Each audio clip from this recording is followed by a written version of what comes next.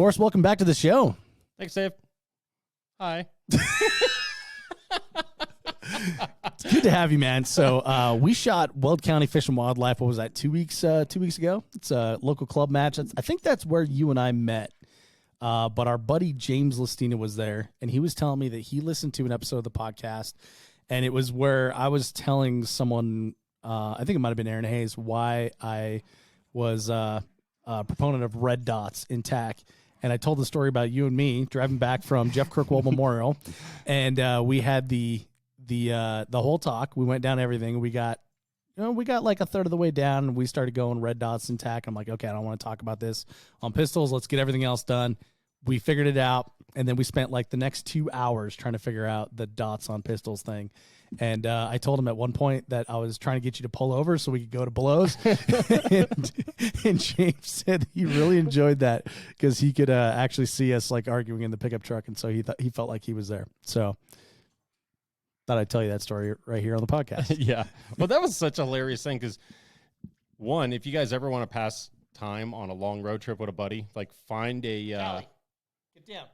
Find a controversial topic and hash that sucker out, like to the full extent. Because I mean, I think we burned through like 7 hours of the road trip. We didn't even get to Would You Rather. Do you remember that game? Did you ever play that in high school? Yeah. We didn't even get to Would You Rather. That's like how much we ended up spending on divisions. But yeah, like that's the fun of traveling to and from a match with a friend is those long conversations that you have where you're arguing or you're having a debate, stating your case or something like that. But you figure everything out. Mm-hmm. Like that's where you figure everything out. Like that's where the best ideas for matches, for divisions, for gear and stuff like that comes from is those road trips, and that's where divisions came from. So, Forrest, you're the most hated man in 3-gun right now because you dropped the idea of red dots on pistols, and I ran with it. Yeah. Well, the funny part about all that is like in all those conversations, it always comes back to like there's all this debate, and then there's one point or topic or one thing you're like, oh. Yeah. Okay. Well, damn. Yeah. I see it. Yeah. So Jeremy Reed said that on the podcast recently. Do you remember what Jeremy said about that one specific to that topic? He said that there was a debate going on at UML for the same purpose, and the stopper was, is this going away? Yeah, for sure. It's not. No, it's just going to be like, are we going to hold out or are we going to adopt it and move on? Are you going to be the people that adopt it when everyone else does, or are you going to be the last holdout? Yeah, for sure. And for you and me, it was what is on all the carry pistols in the car. Mm-hmm. Yeah, like, show me your carry gun. I'll show you my carry gun, and then let's take out the other 5 carry guns in the truck. And then, did any of them not have dots on them? Like, no. Oh, well, yeah. This is a thing. Yeah, pretty much. So yeah, the only place that doesn't really work is the shotgun. Show me your home defense shotgun with your 10 round or your 12 round tube. Yeah, that doesn't work there. No, it doesn't work there. So, but hey, we did propose a division that would work in. Yeah, and actually, TAC is kind of seeing a little bit of that. And we're kind of in that mixture phase where it's partly getting TAC and it's partly getting to be a modified division. And so it'll be interesting to see where it shakes out over the next couple of years. But I thought people would kind of slowly adopt it and jump in. But it does seem like everyone's just like jumping in with both feet. Or not everyone, but a lot of people are just jumping in with both feet. I've seen a lot of club matches change the rules for the season, and even some majors. You know, so and like we were just talking about with the modified, there is a modified division at JCAM. Well, yeah, so JCAM for sure. But I was also thinking of something Vortex Trigun, whatever they choose this year. Yeah. I think it's a JP Vortex Trigun this year. Yeah.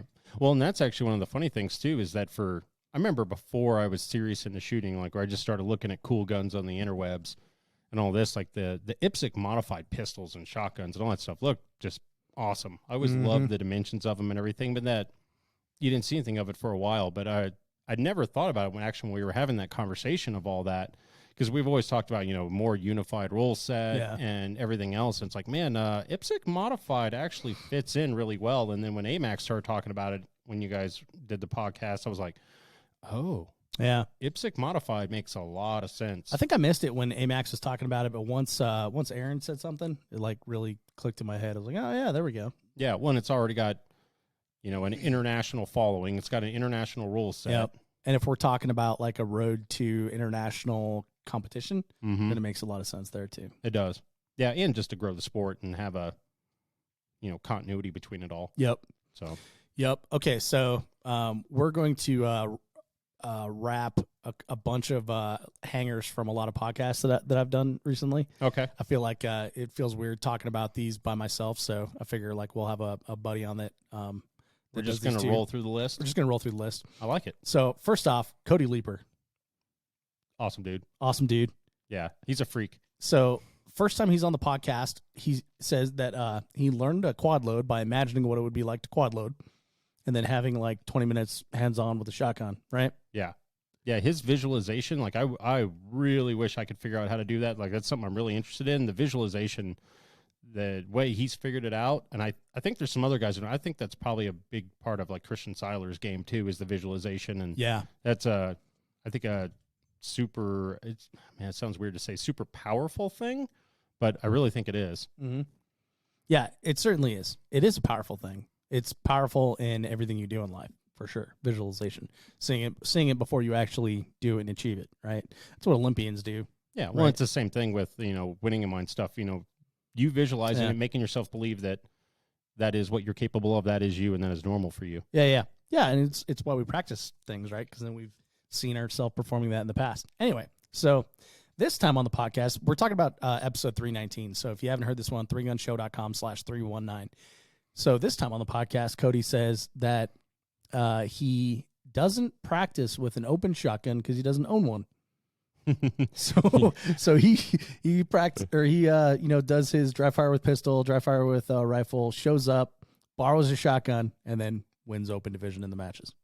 Yeah, that sounds like a Cody thing to do. Sounds like a leaper thing, right? Yeah, not the Nancy Kerrigan him. Right. Hey, if you hear some dogs in the background, I'm dog sitting for our buddy Chad, and there's 3 of them. So they're having their after dinner playtime right now. Yeah, and there's some wily beasts. Yeah. There's two playful dogs and one that's like I just want to relax here next to Dave and Forrest. Okay, so next one would be, we're going to talk about the USPSA one when we talk about the match here, but next one would be training with Jeremy Reed. Did you hear that one? Yep. The skill performance training.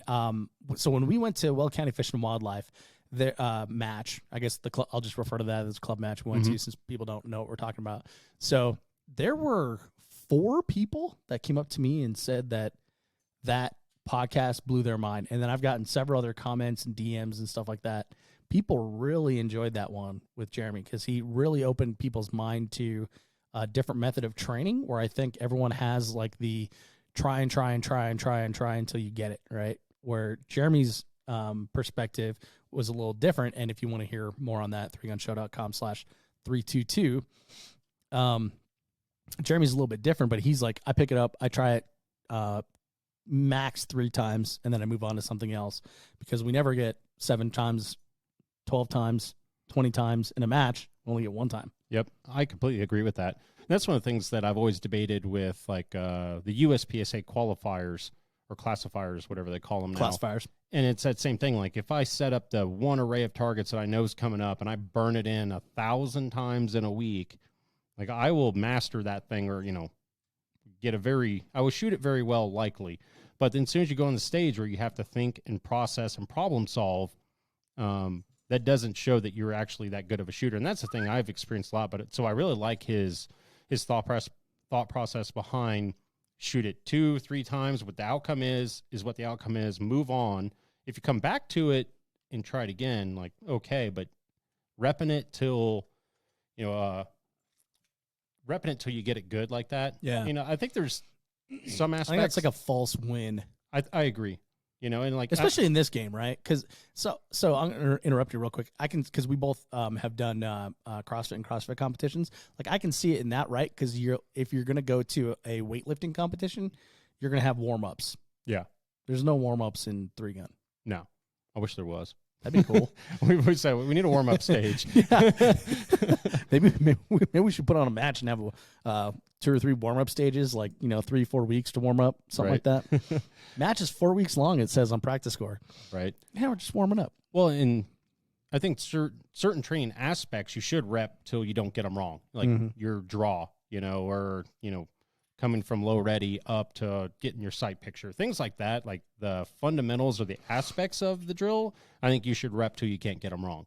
But the drill itself, then all you're doing is it's a memory thing. It's not a processing. It's not. I don't think it's as much skill. Like there's definitely skill as you speed up your cadence, or you're trying to get hits or better hits. Like there's definitely skill that goes along with that. But if you run that same set of drills 100 times, then I don't think it's as valuable. That's my opinion, and I agree very much with Jeremy that the get on a drill, run it, see where it comes up short, and then move on, and then maybe address the certain part of that you're failing on, address that particularly, and then maybe in your session with coming back to that drill after you've worked the finite skill that you might have been failing on. That makes sense. Yeah, I would say like if you failed on something, maybe note that in your journal, and maybe that's something you need to work on in either dry fire or your next session or something like that. Yeah. But yeah, that makes sense. All right. Next one up. Hard as Hell returns with Brian Nelson. God, I'm stoked. Hard as Hell is coming back. We pulled 3 dudes out of retirement already. Yeah, I'm so stoked. Brian, don't let us down. We need trenches and tank traps and I don't know. We need something. We need the rope bridges back and I hope they're bringing back the wall. The wall. Wasn't that thing called the Wall of Doom? Oh, the wall. Something like that. Something like that. Yeah, we need the wall back. Like we need the wall back. So I saw that there is a berm that is like weirdly straight and kind of follows like a line, and you can't figure out what it is, and then you zoom in and you realize that's the Arizona line. So I'm thinking like storming Arizona. What if we invade Arizona on a stage? Brian, write that down. We have to tunnel through. We tunnel in Arizona. Brian, I'm gonna need you to make the tunnel for me. I'll go through it. No, I'm pumped about Hard as Hell though. I just wanted to bring that up because there's a lot of people that are chattering about that, and it looks like I don't know, man. I'm really excited because I know that Brian's co-match director with Max Leograndis, who is a fantastic shooter, been doing a lot of great stuff with PCSL. So I'm pumped about that. Yeah, should be a good time. I'm super stoked for like the old school Hard as Hell. Yep, and I think a lot of people are. Yep. Okay, next up, we're moving fast here. Big Tech's Multigun Championship happened recently. You familiar with that? Our buddy Jeremy Moore put that on in Texas at the ranch. And one thing I wanted to point out here, Open Division winner James Gill. Yeah, James. James, he's going to be probably pissed I mentioned this, but he doesn't listen, so it's fine. Often a bridesmaid. This time he's the bride. So I wanted to point that out. Congratulations, James. And then just last weekend, we're moving on again here, USPSA Multigun Nationals. Yep. Now, you tried to mention something to me when we were having dinner, and I was like, no, don't tell me. What was it? I don't know where we're. You don't remember? John freaking Waddell, man. Oh yeah, John Waddell. Man, he looked like a beast. Looked like a beast. So first off, I gotta say, like everybody who put up match videos, y'all put up the exact same match, so it looked like a 3-stage match, or y'all put up the 3 same stages, so it looked like a 3-stage match. So maybe I don't know, those were the good ones or something like that, but. Or maybe those ones that guys did good on. I don't know. Yeah. But the stages looked really cool, though. Stages look really cool. Yeah, it looked like Shannon Smith really crushed it with that. Waddell just like. Yeah, he looked. Wow. Yeah, he looked straight up beast mode. Yeah, I actually did a holy shit when I saw one of the candy cane stage. Like you said, straight up beast mode. It was really exciting to see. And here's another cool thing. So, John, obviously, when we first became aware of him, or when 3-Gun Show did, junior shooter out of Minnesota, which is really cool. Now goes to the AMU, went to boot camp. This was his first match out of boot camp, and he crushed it. He won, so he got his AMU jersey. Oh, that's so cool. That is cool. And I saw a photo today from the Army Marksmanship Unit marketing team. Nate Staskowitz gave it to him.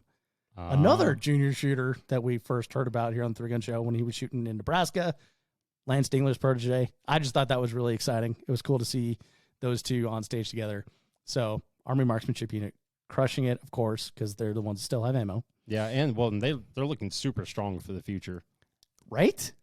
But Whitell's first match earns his jersey. That's just so exciting. I'm really excited to hear that. But well, he's put in the work too, man. He's been working hard for a long time now, and it shows. For sure. And so his putting in the work style definitely works with the Army Marksmanship Unit, right? So check this out. Top 5 in open. There's a lot of J's there. Oh, there is. There's John, Josh, Scott, Joel, Joe. They're all separated by less than 4%. Yeah, that is absolutely incredible. So was it a 10-stage match, and it was less than 4% for the top 5? Like, that's incredible. So Freilich was 98.16, and then Scott Green 97.91 in third place. Joel Turner 96.5% in fourth place, and then Joe Farewell 96.29. Like, how close was that one? Yeah, right. Somebody's kicking themselves. Everybody's kicking themselves. Target. Yeah, all these guys are on practice score right now doing the what ifs, swiping. For sure. So that's absolutely incredible. So the other thing do you have anything else you want to say on Open Division? Yes, but we can address that here in a minute for kind of overall. Okay. So let's talk about Tactical Division. Nate Staskowitz with the win. Yeah, over Horner. Dan Horner. Yes. Freaking Dan Horner, 12-time USPSA Multigun champion or nationals champion, right? And you were saying that he put like 9 together or something like that? I'm not positive, but I could not find any effing info on this other than Sig saying that that he was 12-time, and even practice score I couldn't find all the scores. I think he was 9. I tried everybody. I think he had like a 9-match streak. I think it was only broken in the 12 when he was overseas doing deployment stuff. I wouldn't argue that that's not broken if you don't show up. I don't know. Either way, he won 12 matches, right? Yeah, and Staskowitz just beat him. Well, and Dan usually wins overall. That's right, and Whitell won overall this time. Yeah. I don't care about overall. Doesn't matter. But anyway, so Staskowitz 100%, Horner 99.96%. Yeah. So it was super close. This is one, like, I've never, and I'm sure there's matches out there, and I don't think I think about that I would like to do it, but I don't think I would like to. It's like, man, I would like to just watch these races, but I wouldn't if I just want to shoot. I like the idea of watching it, but just to see these guys duke it out. But I would like to see the side-by-side runs of all these now. Yeah, for sure. Especially the top 5, like just throw all those dudes on the exact same screen and like let me watch where they come apart. Because like I want to know where that 0.04% that Staskowitz pulled out was, you know? Yeah. I mean, it's one of those things. Is it one reload? Is it one, like, what is it? Dan sneezed on a stage. Yeah. Somebody had not even a trip. That's not even a reload. That's an extra makeup shot almost, you know? Yeah. And say it's not even like a trip, but it's like you thought about maybe tripping. I don't know. Yep. You're like, hit this quad, slug, bird slug, ice cream. Oh, wait, no. And then you're back at it. Yeah. So, and then I guess 3rd% on TAC Division, Jacob Hetherington, 96.14. Fourth was Nils Jonassen, busting out the shotgun, which is really exciting, 95.8%, and then Brian Nelson at 91.65 in the top 5 there. Same thing. Still, that's a tight race between all those guys. Yeah, 9% on top 5. Yeah, that would be impressive if we hadn't just talked about 4% in open, right? Right. Yeah. So I guess let's talk about limited while we're here. So Houston Russell 100%, Connor Freiberger 96.01%, Amax 84. Adam Maxwell 84.02%, Sean Yackley 80.08, Joel Fox 75.17. Yeah. So the Army Marksmanship Unit taking first place in TAC, Open, and Limited. But I gotta say, I'm a little disappointed, right? Because we got Jacob Hetherington in 3rd place in TAC, right? And we have Joel Turner at 4th place in Open, but we have 2 more divisions. Yeah, they could have split even further. We could have put Jacob Hetherington in heavy metal TAC, which Barry Duke, 100% there. Michael Caprioli, 77.74, and then Mike Whitmill, 48.28 in third place and last place. So there's only 3 people in that division, so they could have got another win there.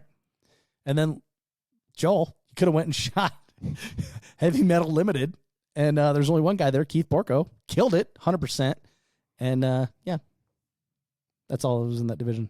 Yeah, that's kind of a weird thing to me. Like, good for him. Go out, shoot it. Cool.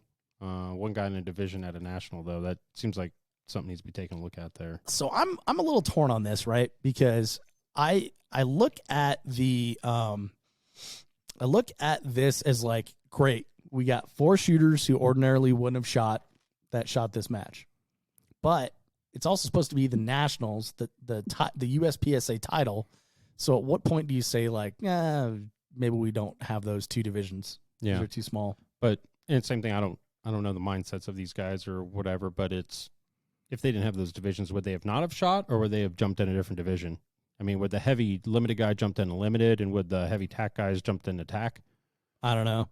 I know Barry Duke always shoots heavy metal tack. Yeah, so, for sure. You know, he's previously from Surefire, so maybe it's just a professional courtesy that they still have that division. I don't know. So the other thing I was going to look at with Multigun Nationals here is I was actually pretty interested in seeing what the counts were in all the divisions.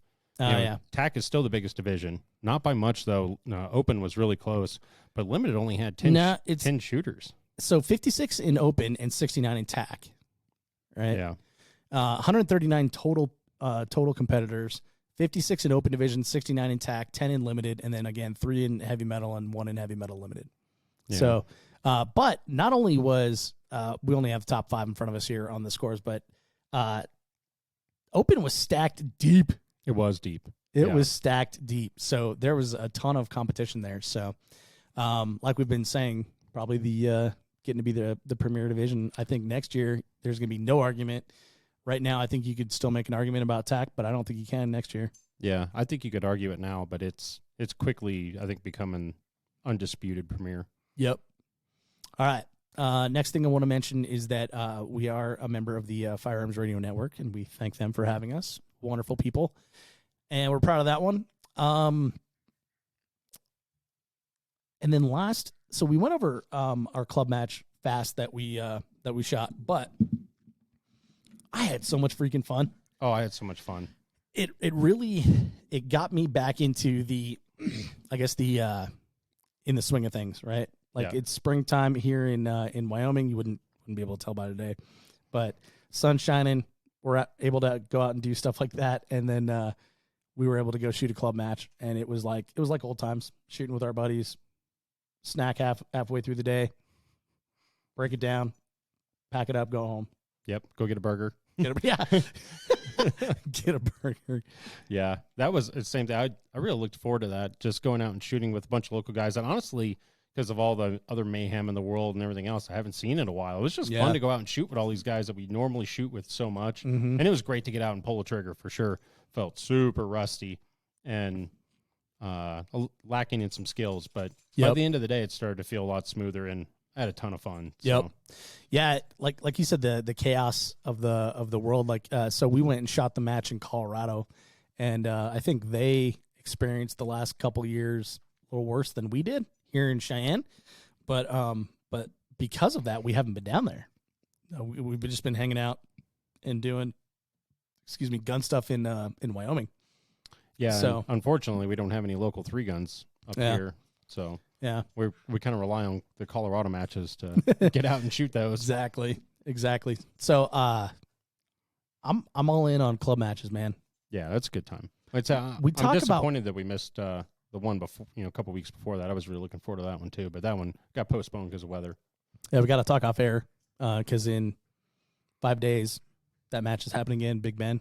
Mm-hmm. We'll talk about going to that one on Saturday. But yeah, club matches. So in the time that we're in right now, ammunition is scarce. Inflation's like absolutely insane. The club match is now like best value out there. The one that we shot was a $20 club match, and I think what was it like? It was less than 100 rounds of each. I believe something like that. But then we doubled up on 2 vehicles. 3 of us piled into one on the way back. Shared gas. Can't be done much cheaper. No. Well, that too, and like just getting out the house and shooting, having fun. Then I think local matches have always been the big value anyway. Sure. Especially depending on the quality of your local match, and ours tend to be pretty good. Yeah, that's true. But I guess the point I'm trying to make is we just looked at USPSA Multigun NASA had 139 shooters. Mm-hmm. 3 years ago, that wasn't the case. There was a couple hundred, right? Oh, I think they maxed out at 350 every year. Yeah. So we're looking at for the year, there's a lot of matches that haven't quite sold out. And I'm concerned that people are just going to stop shooting. But we also did have the opportunity to shoot with, I believe, 4 new shooters on our squad. Yeah. And that made me excited. Yeah, there has been a lot of new shooters coming into the sport, even on some of the other just like training stuff I do. We've been getting a lot of new shooters. Really? In the pistol matches? Yeah.